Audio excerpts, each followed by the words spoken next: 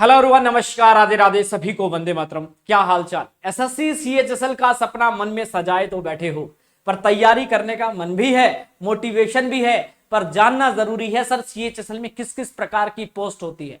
ये तो पता ही होगा कि 12वीं पास बच्चा इसमें जाता है, पर काम क्या करना पड़ता है, कहां हमारी पोस्टिंग होती है, सैलरी कितनी मिलती है, कितने घंटे काम करना पड़ता है, ये सब कुछ जानना हमारे लिए बहुत जरूरी है। इस बार एक बहुत बढ़िया पॉइंट भी है, इस बार आप लोगों को होम पोस्टिंग भी मिलेगी, तो ये आपके लिए बहुत गजब बात होगी। मतलब जहां आप रह रहे हैं वहीं आसपास क्षेत्र में ही आपको जो मिल जाएगी, तो ये भी आपके लिए एक अच्छा पॉइंट है। तो चलिए शुरू करते हैं आज के सेशन को।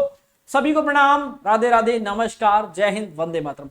जो नए हो चैनल को सब्सक्राइब कर लेना और बढ़ते हैं आज की वीडियो की तरफ आगे। और वीडियो को शुरू करने से पहले मैं बता देता हूं, मैं सिर्फ इंफॉर्मेशन नहीं देता हूं, मैं इस चैनल के माध्यम से सीएचएसएल की पूरी तैयारी भी कराता हूं मेरे दोस्त, जो कि रोजाना 3 बजे दोपहर में होती है। और मेरा टारगेट यह है कि 30 दिन के अंदर आपकी पूरी रीजनिंग को नस्ते नाबूद कर दिया जाए, जिसके लिए अभी टॉपिक वाइज बैच मैंने कुछ पढ़ाया है, इसकी प्लेलिस्ट बन चुकी है, प्लेलिस्ट से जाकर वीडियो को रीड कर लीजिएगा। साथ ही साथ अभी मैंने प्रीवियस ईयर पेपर कुछ स्टार्ट किए हैं, क्योंकि बच्चों ने कहा है कि विकास भैया प्रीवियस ईयर पेपर कराइए। तो ये प्रीवियस ईयर पेपर कब से शुरू हो रहे हैं, ये मैं कल से शुरू कर रहा हूं, ठीक है।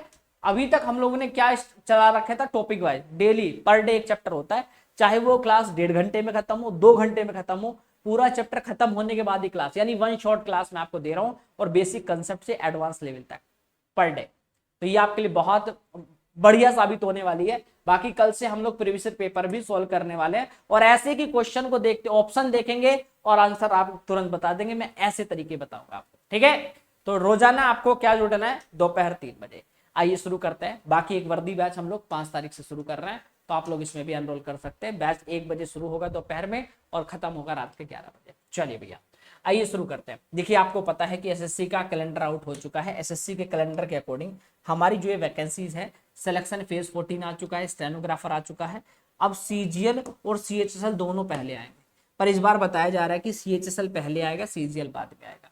अगर ऐसा होता है तो इस बार मई में ही हमारी वैकेंसी आ जाएगी, और जून तक हमारे मई या जून तक, ठीक है। हमेशा जून में आती है, पर अगर इससे पहले आ गई तो मई में आ जाएगी। हमेशा एग्जाम सितंबर में होता है, ठीक है। पिछली बार भी 8 तारीख से लेकर 18 तारीख तक हमारे एग्जाम चले हैं, ठीक है। तो इस बार भी मैं इतना ही कहूंगा कि एक टारगेट बनाकर चलेंगे, तभी आप सफलता की ओर बढ़ सकते हैं, ठीक है। अब सीएचएसएल में किस प्रकार की पोस्टें हैं, आइए समझते हैं। सबसे पहले हम किसकी बात करेंगे, प्रोफाइल के बारे में। देखो एक तो होती है आपकी इसमें जो पोस्ट है, एक तो पे लेवल 2 की पोस्ट है, ठीक है। पहली पोस्ट जो है वो आपकी पे लेवल क्या है, 2 की है, ठीक है। और एक है पे लेवल 4 की पोस्ट। दोनों पोस्ट के बारे में बता देता हूँ। लेवल 2 में आती है एलडीसी, लोअर डिवीजन क्लर्क, और आपका जीएसए, 2 पोस्ट आती है। अगर लेवल 4 में आते हैं तो यहाँ पर डाटा एंट्री ऑपरेटर डीईओ आता है, और आपका डाटा एंट्री ऑपरेटर ग्रेड है, ये 2 पोस्ट इसमें आती है। अब बात आती है ये वाली जो पोस्ट है मेरे भाई, ये पोस्ट है आपकी फाइल प्रोसेसिंग और प्रशासन वाली, ठीक है। इनका कार्य क्या है भैया, फाइल मैनेजमेंट वगैरह, ठीक है। बट आपका डाटा एंट्री ऑपरेटर वाली पोस्ट है डेटा का प्रबंधन करना, डाटा एंट्री करना, डाटा को किधर शेयर करना, ठीक है, मेल करना, ठीक है। ये सारी चीजें जो होती है, यानी ये आपका डाटा रूप में, सपोर्ट रूप में आप लोग यहाँ पर काम करते हैं। इतना बात समझ में आ चुकी है, ठीक है। यानी आपकी प्राथमिकता, पोस्ट प्रेफरेंस आपके अगले 35 वर्ष के करियर को दिशा देगा कि आप किस पोस्ट के लिए भरते हो। तो आपको जब एग्जाम में बैठोगे सारी पोस्ट दिखेंगी, आपको प्रेफरेंस देना होता है, ध्यान रखिएगा, ठीक है। तो आपके लिए कौन सी पोस्ट बेहतर है वो आपको पहले ही सोच लेना है, इसीलिए मैं आपको वीडियो बना रहा हूँ कि आपको पता तो हो कि आप क्या कर रहे हैं। सबसे पहले हम बात करेंगे एलडीसी जीएसए की। देखो मेरे भाई, एलडीसी और जीएसए की बात कर लेता हूँ, ठीक है। आपको इसके बारे में समझा देता हूँ कि जैसे सुबह 9:30 बजे, ठीक है, आवक डाक और फाइलों की छटाई करेंगे 9:30 बजे। फिर जैसे दोपहर के 12 बजेंगे तो आपका ड्राफ्टिंग हो गया, टाइपिंग हो गया, रजिस्टर मैनेजमेंट हो गया, ये सब। फिर दोपहर के जैसे 3 बजते हैं तो आरटीआई हो गया, या अन्य आधिकारिक जो पत्राचार होते हैं उनको जवाब देना या उनके जवाब तैयार करना। और शाम के 5:30 बजे जैसे अनुभाग अधिकारी आएंगे तो ऑफिसर की जो रिपोर्टिंग होती है, दिन का समापन होता है, ठीक है।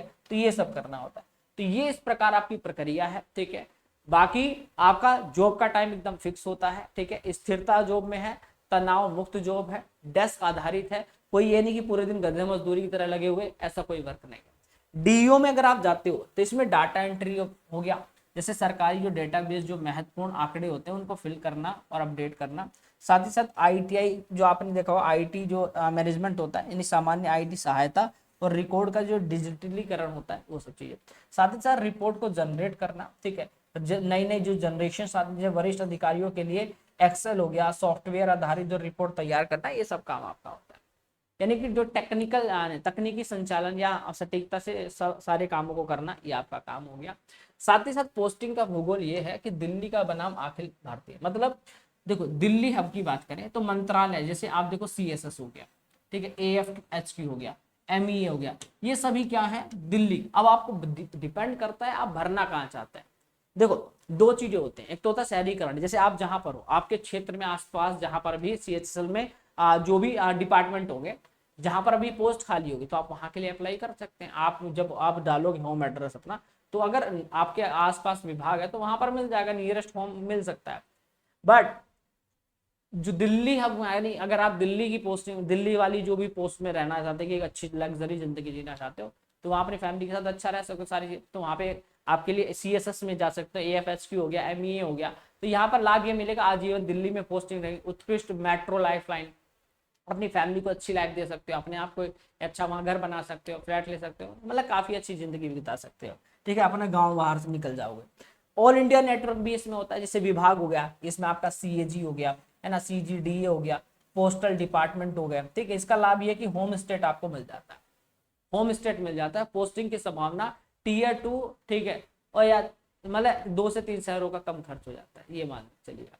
उसी हिसाब से फिर आपको HRA TA DA मिलता है, मतलब वहां सैलरी तो कम हो जाएगी भाई, क्योंकि दिल्ली रहोगे तो उसी हिसाब से आपका अलाउंसेस ज्यादा होता है ना, समझ गया। इसी प्रकार भाई सैलरी देखिएगा, बेसिक पे सबका वही होता है 19,900, बट आपका जो आपका क्या होता है DA होता है, DA वो आपका सिटी के हिसाब से। अब जो बच्चे दिल्ली पोस्टिंग में रहेंगे उन्हें मिलेगा एक्स सिटीज, HRA जो मिलेगा एक्स सिटीज वाला मिलेगा, समझ रहे ना। जो आपको HRA मिलेगा वो कैसा मिलेगा, एक्स सिटीज के। अब जैसे कि अभी DA चल रहा है 58%, तो DA क्या है, अभी 58% मिल रहा है, तो ये तो सबके लिए बराबर होगा। पर जो TA होगा, ट्रैवलिंग अलाउंस, ठीक है, और HRA होगा, तो जो आपका HRA है, अगर आप एक्स सिटीज में, ज्यादातर एक्स सिटीज में मिलता है, होम पोस्टिंग बहुत कम लोग लेते हैं, ठीक है। आजकल ट्रेंड चल गया होम पोस्टिंग का, बाकी सब लोग यही चाहते हैं कि गांव गिराज से जल्दी निकलो, दिल्ली जैसे शहर में यार अगर जॉब मिल रही है तो क्यों ना रहूं, तो सब लोग इसके लिए सोचते हैं। पर बहुत से लोग सोचते हैं, जो लड़कियां होगी वो सोचते हैं कि हमें होम पोस्टिंग मिल जाए, है ना, तो इसीलिए भाई उन लड़कियों वगैरह और लोगों के लिए तो उसी हिसाब से यहाँ पर जो आपका क्या हो जाएगा, HRA होगा वो आपको वाई सिटीज वाला मिलेगा, यानी इनको 30% मिलता है, उनको और कम मिलता है, ठीक है भाई। तो यहाँ 30% मिलेगा एक्स सिटीज में, ठीक है। TA मिलेगा आपको 1,350 रुपए, ठीक है। और जो आपकी सैलरी बनती है वो बनती है 37,000 रुपए, जिसमें 3,000 रुपए NPS और CGHS करता है, ठीक है। क्या करता है आपका NPS और CGHS करता है 3,000 रुपए, उसके बाद आपको सैलरी मिलती है 35,000 रुपए। बाकी आपके जो काम, ठीक है, या आपका और भी इसमें इंक्लूड हो जाते हैं, ठीक है। हफ्ते में 5 दिन काम करना है, शनिवार और संडे, है ना, आपका सैटरडे संडे छुट्टी होती है, फिक्स है ड्यूटी की, सुबह आपको जाना है टाइम पे और शाम को छुट्टी टाइम पे, फिक्स है एकदम, ठीक है। इस प्रकार आपका काम रहता है।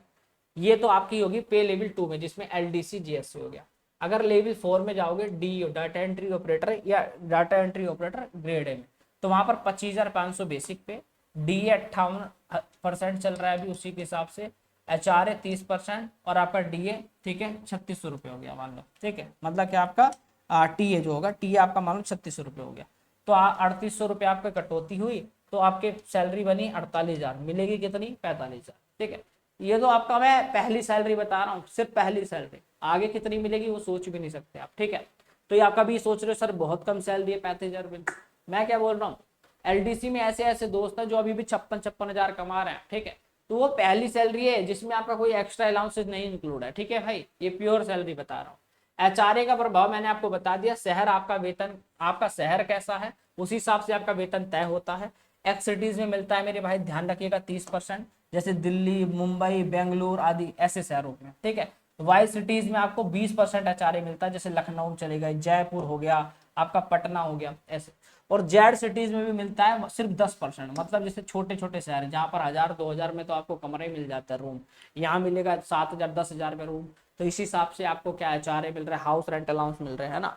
समान पद हैं, भिन्न वेतन, बस वेतन ही भिन्न रहेगा, आपकी पोस्टिंग का शहर आपके बैंक बैलेंस को सीधा प्रभावित करता है, इतना आप समझ चुके हो। ठीक है भाई, आप सोचो जहां एक बच्चा 10% डीए एचआरए मिल रहा है, एचआरए टीए सब कुछ उस हिसाब से मिल रहा है, और एक बच्चे को एक्सटेज में 30% का एचआरए, इसका 3 गुना है, बताओ उसका उसका 2 गुना आपका क्या बोलते हैं टीए मिलेगा, है ना। तो और भी अलाउंसेस जो आपको मिलने वाले वो इस आधार पर मिलेंगे।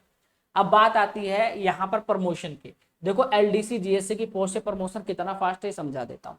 देखो एलडीसी जीएससी की पोस्ट लेवल 2 की होती है, यहाँ से पहला प्रमोशन होता है लेवल 4 पर, ठीक है। इसमें 5 से 8 साल का समय लग जाता है, ठीक है। और एलडीसी से आप बन जाते हैं यूडीसी, और जीएससी से आप क्या बन जाते हैं, सीनियर सेकेंडरी असिस्टेंट आप बन जाते हैं। यहाँ से आपका अगला प्रमोशन होता है असिस्टेंट, जो बच्चे यूडीसी जाते हैं यूडीसी से असिस्टेंट बन जाते हैं, और आपका सीनियर सेकेंडरी असिस्टेंट से आप लोग असिस्टेंट सेक्शन ऑफिसर बन जाते हैं, ठीक है भैया। तो ये इस बात का ध्यान रखिएगा, लेवल 2 से आप कहाँ तक जा पा रहे हैं, लेवल 6-7 तक।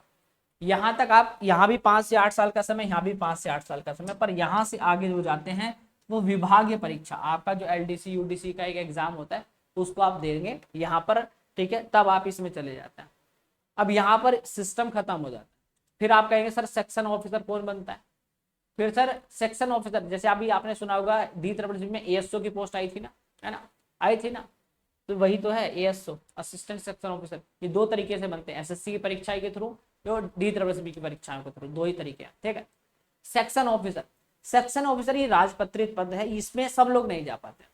ये जैसे मान लीजिए कि आपातकालीन उसमें, वैसे तो डायरेक्ट वैकेंसी अलग से आती है इनकी ऑफिसर्स की, बाकी मैं ये कहूंगा यहाँ पर ये लॉक हो जाता है। यहाँ पर इमरजेंसी भी, अगर कोई कहता है कि मैं सर असिस्टेंट हूँ या एएसओ हूँ तो मैं एसओ नहीं बन सकता, बन सकते हो, वो इमरजेंसी में आपको रखा जा सकता है। जैसे मान लीजिए जो इस पद पर था उसकी डेथ हो गई या कुछ भी ऐसा कारण हुआ कारण कि उनको यहाँ से हटाना पड़ा या हट गए, अब भी ऐसा होता है कि उनको हटा दिया।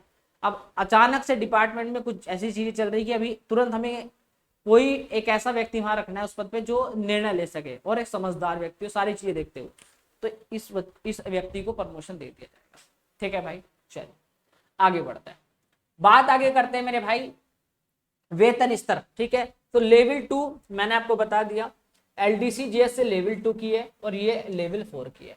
यहाँ पर काम फाइल और पत्राचार का, यहाँ पर डेटा एंट्री या टाइपिंग का है। एलडीसी जीएस में उच्च लेवल की सैलरी है, यहाँ पर मध्यम, ठीक है। मतलब अगर आगे की पढ़ाई की बात करें तो यहाँ पर पढ़ाई हाई लेवल की करनी पड़ेगी, यहाँ पर आगे जाके मॉडरेट, क्योंकि भाई ज्यादा अंतर नहीं है। बट हाँ ये कि एलडीसी वालों को अगर ये है कि मैं आगे यूपीएससी एसएससी की तैयारी करूँ तो थोड़ा सा लग सकता है कि यार हाई हो जाएगा।